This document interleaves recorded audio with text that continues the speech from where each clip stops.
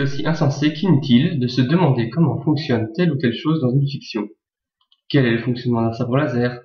Comment on cause une cape d'invisibilité? Ou pourquoi les dragons crachent du feu? Mais c'est amusant. Si bien que quand l'auteur explique, certains sont contrariés. Je vais donc analyser comment pourrait fonctionner la magie chez les licornes et les licornes de My Little Pony.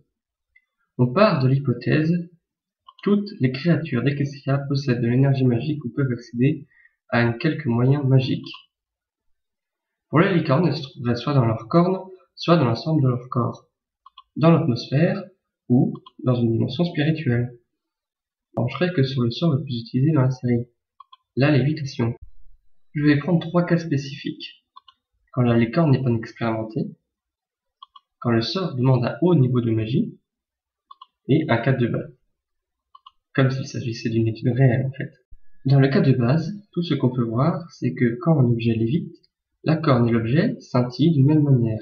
Or, soulever et déplacer un objet consiste à le transformer d'une énergie, peu importe laquelle, et à la transformer en énergie potentielle et cinétique.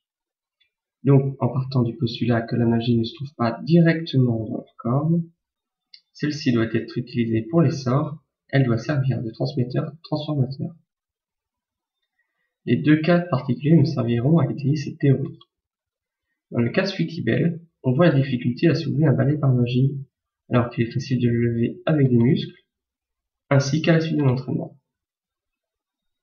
À savoir, dans tout transfert, il y a des pertes d'énergie selon le type de transformation et la qualité du lien. Ici, le lien établi est juste mauvais. À l'opposé, si le lien est parfait, il sera beaucoup plus facile d'effectuer le sort.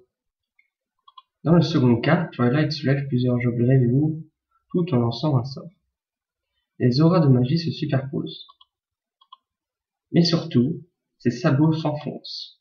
On voit donc qu'en plus de créer de l'énergie potentielle, elle subit une force gravitationnelle des objets.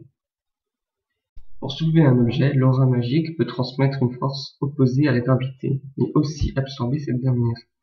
Donc pour moi, l'aura ne déplace pas l'objet, mais lui transmet les forces, la déplaçant dans les directions choisies.